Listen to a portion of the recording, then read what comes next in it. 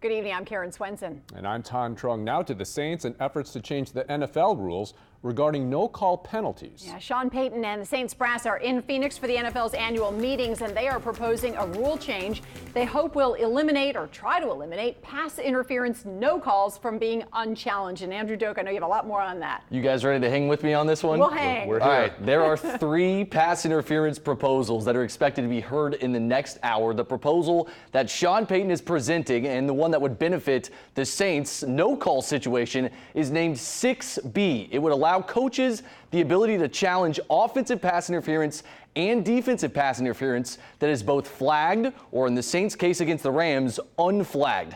That's not all. It would become the only challenge flag that would allow coaches to challenge a play within the last 2 minutes of each half. Remember, right now, it's illegal for coaches to challenge within the final 2 minutes of the first and second halves. And it would also allow a replay official authority to stop the game under 2 minutes if he feels a review needs to take place. But again, this rule proposal is specific to offensive interference and defensive pass interference.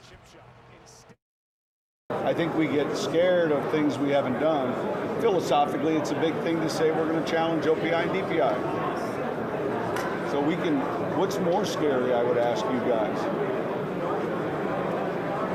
To live through that, or go through that again, or work through the kinks of a flag on the field? And I would argue to go through that again would be more disturbing. Now, there was also a coach's discussion regarding a replay official upstairs being able to stop the game to review an egregious mistake, a game-changing play. According to Payton, 31 out of the 32 NFL coaches were in favor of this, but they don't believe that this is a rule that the NFL is going to look to implement this upcoming season, maybe in the future. We can't go back to the way it was. No, but it's certainly going to be changing. I mean, I expect changes to come when that happens. We just don't know yet. All right, thanks, Andrew. Yep. The suspect. Out of the first 10 proposals submitted to the NFL this offseason, 7 of them were regarding changes to replay. It's safe to say plenty of other teams around the league were appalled as well to witness Rams cornerback Roby Coleman get away with murder and steal a chance at the Super Bowl from the Saints. But out of the rule proposals, the one that is gaining the most traction from coaches is the potential addition of an 8th official as a sky judge. This person could conceivably correct calls on the spot in certain situations with the help of video replays. Now, according to Sean Payton, in a meeting between coaches at the NFL's annual meetings in Phoenix, Arizona, 31 out of the 32 NFL coaches were in favor of such a rule. But he made it known right now his gut tells him this is not a rule that he believes the league will implement this upcoming season, but he feels likely it'll happen sometime in the future.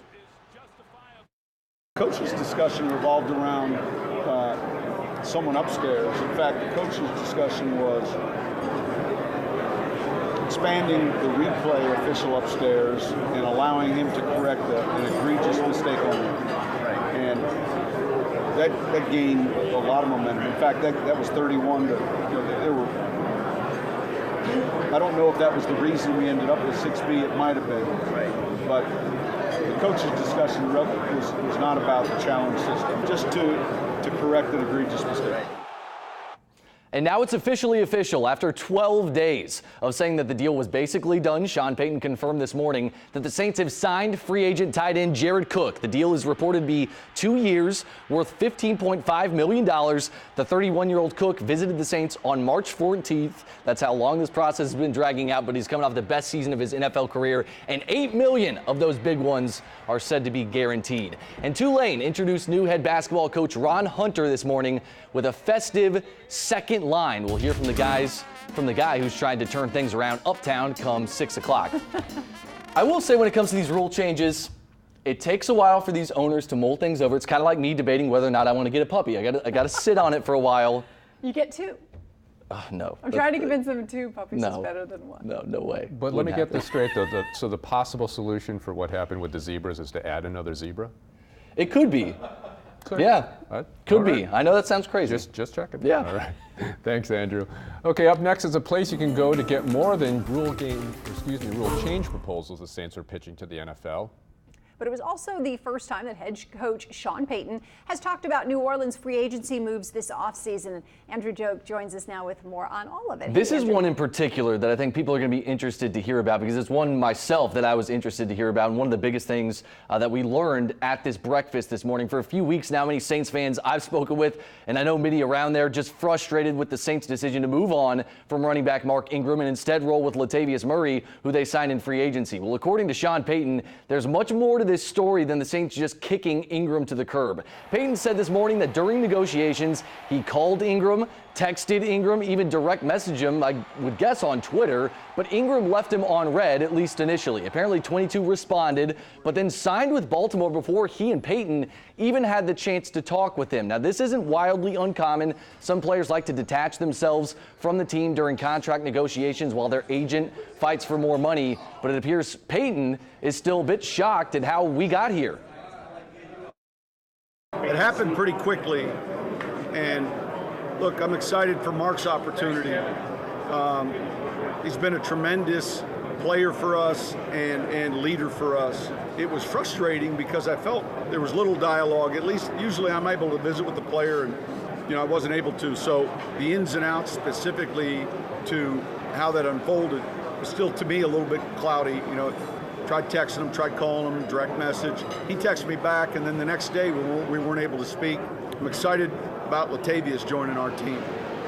We've seen him. We've got coaches that have been on teams with him. I think we'll have a clear vision for him. And just before I came out here, as far as this Saints no call is concerned and changes to replay, we got some big news coming up on that. We'll have it ahead in sports. People are going to like it that are Saints fans. All right, it's been on a lot of people's minds for a long time. Yeah, no doubt. All right, thank you, Andrew. In the meantime, we have some filming. It appears Sean Payton and the Saints may get a big win even after their NFC title loss. Today at the NFL owners' meetings in Phoenix, Arizona, 3 pass interference proposals were voted on by league owners. And according to ESPN's Chris Mortensen, there is a very good chance that the proposal introduced by Sean Payton to allow replay assistants to review unflagged defensive pass interference, like this play right here between Tommy Lee Lewis and Roby Coleman, will be approved. Allegedly, many reporters at those league meetings are extremely surprised at just how quickly this rule change could be happening. It's a philosophical change and proving that Sean Payton's voice carries a lot of weight in that league and around that competition committee. Payton weighed in on a number of Saints topics today, including the retirement of center Max Unger, who's been a dependable leader since coming over in the Jimmy Graham trade. I knew it was something he was considering, but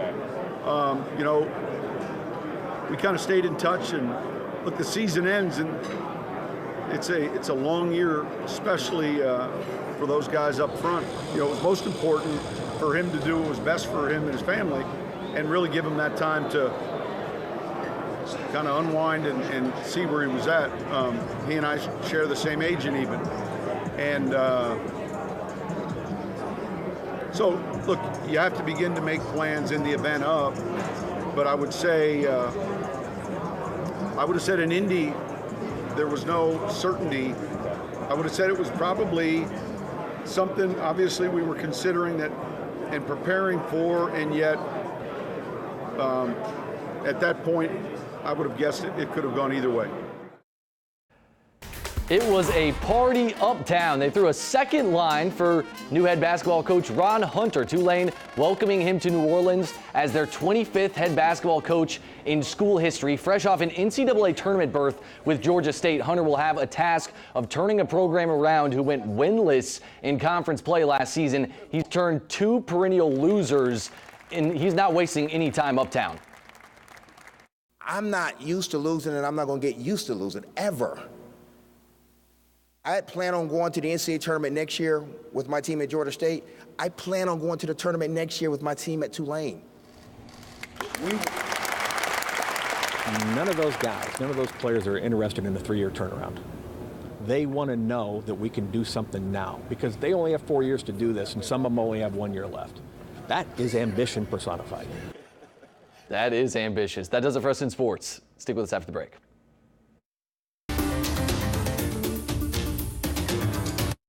I think everyone was excited that we arrived at a good answer. It doesn't change the outcome of the Saints' no call in the NFC Championship game, but hopefully that won't happen next season after owners approved a rule change tonight at the NFL owners meeting. Good evening, I'm Tan Trung. Sean Payton, the Saints, and the rest of the NFL got a big win in Arizona tonight as Payton, his fellow coaches, and the competition committee convinced owners to adopt a rule change regarding replay for next season.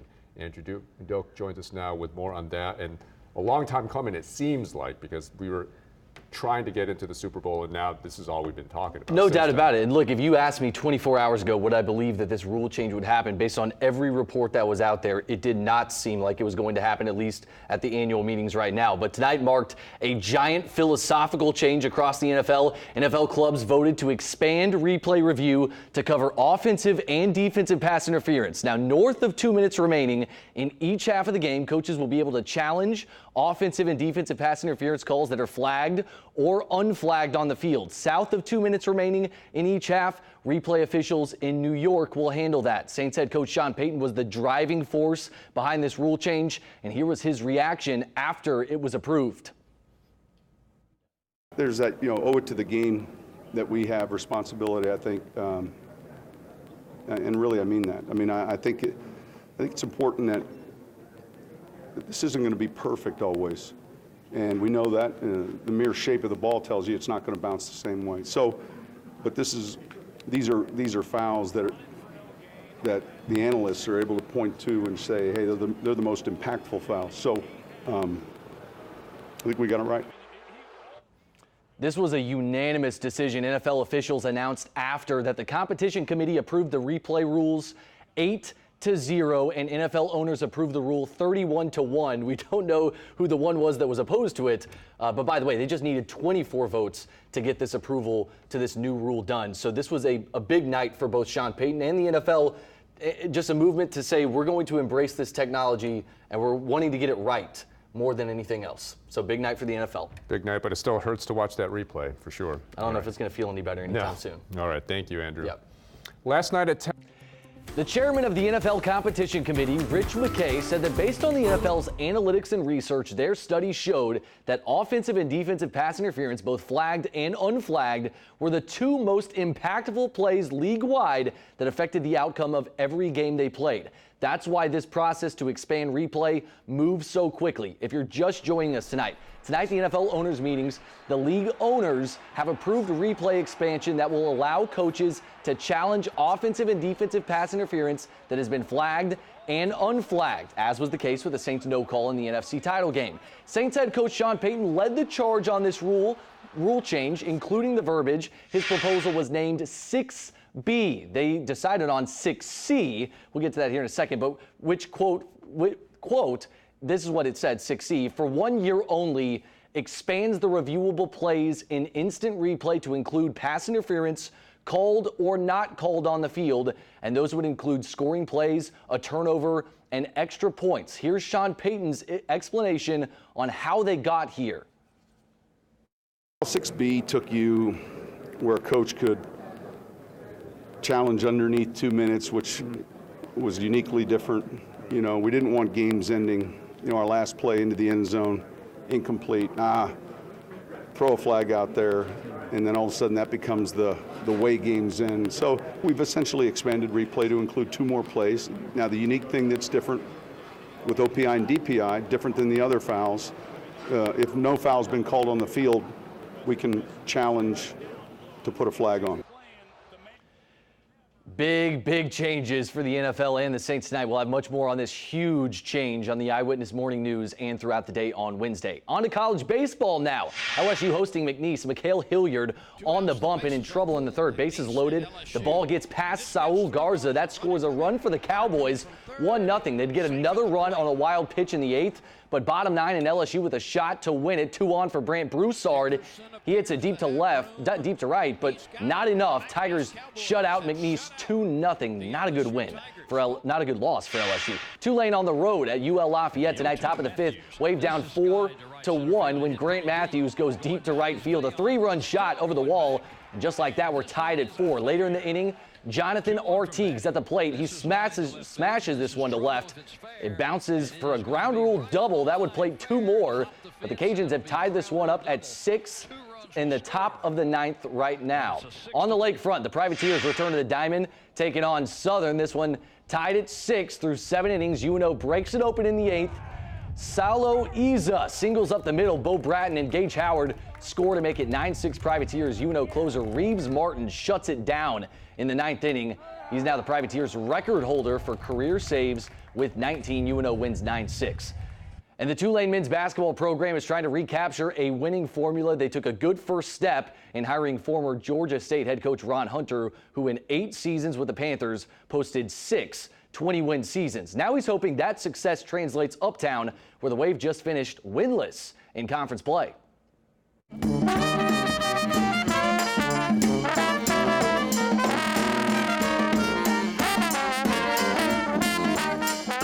Not only are we going to win, we're going to win big, and we're going to consistently win. This guy's an igniter. We needed someone whose passion and enthusiasm is electric and who's going to ignite all of us and start a fire in people that don't know they have a fire yet for Tulane. One thing that stood out to me is that you got to be a dog to play for them. And I feel as if we all have dogs on the team, and that's what we've been waiting for.